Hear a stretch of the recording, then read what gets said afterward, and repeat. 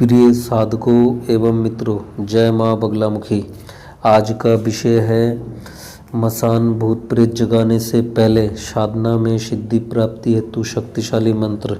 इस मंत्र का प्रयोग कैसे करना है? सबसे पहले आपको शमशान घाट जाना है दिन के 12 बजे, और ये शमशान घाट निर्जन स्थान में होना चाहिए, जैसे गांव देहात में मिल जाता है। वहाँ जाके एक स्थान चुने और उस स्थान का जो है गंगा जल छिड़के और फिर वहाँ पे लिपाई करें। लिपाई करने के बाद एक मिट्टी का घट ले और उसमें जल भरे। जल भरने के बाद एक पानी वाला नारियल ले और उसमें एक चुनरी बांधे। चुनरी बांधने के बाद उसमें एक सिंदूर का टीका लगाए। लगाने के बाद उसके ऊपर रख दे।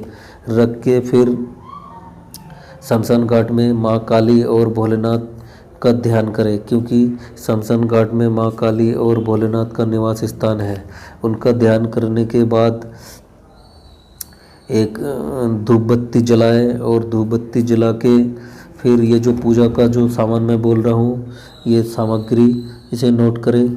7 पान, 7 सुपारी, 5 प्रकार के मिठाई, 5 फल, 7 लौंग, 7 इलायची, कपूर, लोबान, देसी घी, दीपक, गंगाजल, खुशबूदार सेंट, फूल माला, दही, दूध से बना खीर, मीठा हलवा। खीर और हलवा ये घर से आप पहले से ही बना के तैयार रखें और फिर इनका भोग लगाएं, इनका पूजा करें। पूजा करने के बाद 108 बार आपको इस मंत्र का जो मंत्र स्क्रीन में दिखाई देगा लास्ट में, उस मंत्र का 108 बार जाप करें। 108 बार जाप करने के बाद फिर एक पात्र में पानी भरें और पानी भर के उस जल में 7 बार फूंक मारे। कैसे? एक बार मंत्र पढ़ा, फिर एक बार फूंक मारा। ऐसे करके 7 बार मंत्र पढ़े और 7 बार फूंक मारे। फूंक मारने के बाद उस जल को चारों ओर छींटा मारे और अपने ऊपर भी छींटा मारे। उसके बाद फिर 3 बार आपको, जैसे आप के दाएं हाथ में एक बार मंत्र पढ़ा और एक बार फूंक मारा, फिर मुट्ठी बंद कर लिया। फिर एक बार मंत्र पढ़ा और फूंक मारा, फिर मुट्ठी बंद कर लिया। फिर एक बार मंत्र पढ़ा, फूंक मारा और मुट्ठी बंद कर लिया। इस तरह जो है 3 बार मंत्र पढ़ना और 3 बार फूंक मारना है। अब आप जो भी कोई साधना करोगे तो उस साधना में आपको सफलता मिलेगा।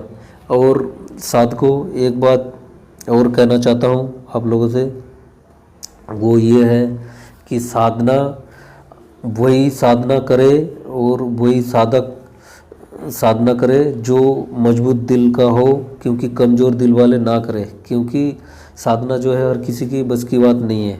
और दूसरी बात, साधना वही करे जो गुरु दीक्षा ले रखा हो, क्योंकि गुरु के सानिध्य में ही साधना किया जा सकता है। बगैर गुरु के आप नहीं करें साधना, क्योंकि इसमें कभी कभी साधना के वक्त अगर कोई गड़बड़ी हो जाए तो साधक पागल भी हो जाता है और मृत्यु तक हो जाता है।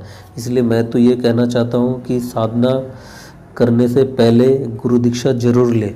और अगर आपको सही गुरु नहीं मिल रहा है और आप साधक बनना चाहते हो, तंत्र मंत्र सीखना चाहते हो, तो हमसे गुरु दीक्षा भी ले सकते हो, हमें गुरु बना सकते हो।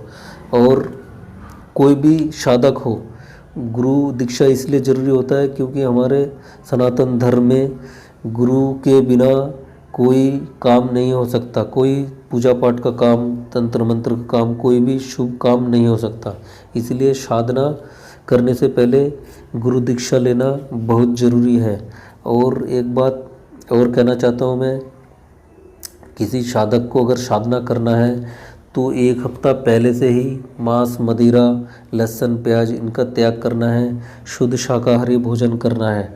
और साधना करने के लिए आप जहाँ पे भी जाओ, शुद्ध पहले नहा धो के शुद्ध वस्त्र पहन के फिर जाओ। और जब जाओ तो ये ध्यान रखो कि किसी से ज़्यादा बोलो मत, चुपचाप अपने कार्य में निकल जाओ।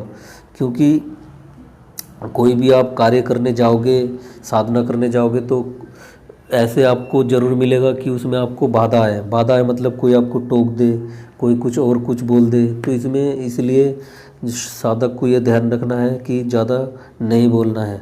और जैसे मैं ये बोला, इसमें मंत्र बोला, तो इस मंत्र का प्रयोग आप जैसे अभी इसका वो कर लोगे, ये तो है स्वयं सिद्ध मंत्र, लेकिन फिर भी 108 बार जाप करने के बाद ये मंत्र और शक्तिशाली हो जाएगा और तुरंत प्रभावी हो जाएगा और तुरंत काम करेगा।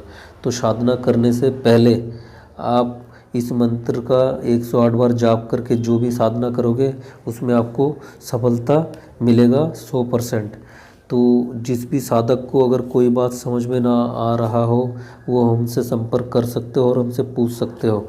और किसी साधक को अगर ये तंत्र मंत्र ये सब चीज़ सीखना हो तो हमसे गुरु दीक्षा लेके सीख सकते हो और सिखाया जाएगा बिल्कुल शुरू से, और बंगाली विधि विधान के अनुसार, बंगाली नियम के अनुसार, जो कि आपको जो है ऐसे कोई नहीं सिखाएगा। क्योंकि जब मैं ये सीख रहा था तो मेरे को बहुत मेहनत से ये सीखना पड़ा, और मैं नहीं चाहता हूँ कि ये विद्या खाली मेरे पास ही रहे, ये आप लोगों तक, साधकों तक पहुँचे जो ये सीखना चाहते हो तंत्र मंत्र।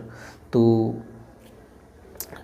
अपने पास रख के क्या होगा, इसे ये विद्या जो है धीरे धीरे लुप्त हो जा रहा है। जो अगर किसी को ये विद्या आता है तो वो अपने पीढ़ी दर पीढ़ी अपने वंश में ही इस विद्या को रखता है और किसी बाहर के साधक को किसी को भी नहीं सिखाता है। तो मैं नहीं चाहता हूँ कि ये विद्या खाली मेरे तक ही सीमित रहे, ये जन जन तक पहुँचे और जन कल्याण हो। तो किसी साधक को अगर कोई भी बात मेरे से पूछना हो, कोई भी मन में कोई प्रश्न हो, तो जो बात समझ में नहीं आ रहा हो तो हमसे पूछ सकते हो और इसका लाभ उठा सकते हो। तो इस प्रकार कहीं पे भी आप जब साधना करने जाओगे तो इस मंत्र का खाली 3 बार पढ़ के आपके हाथ में, दाएं हाथ में ऐसे फूंक मारना है, और उसके बाद आप जो भी साधना करोगे उसमें आपको 100% सफलता मिलेगा। तो साधकों, अगर किसी को कोई बात समझ में नहीं आया हो तो हमसे कॉल करके पूछ सकते हो, और कोई भी मन में कोई प्रश्न हो वो भी पूछ सकते हो। तो आज के लिए बस इतना ही। जय माँ बगलामुखी, जय माँ बगलामुखी, जय माँ बगलामुखी।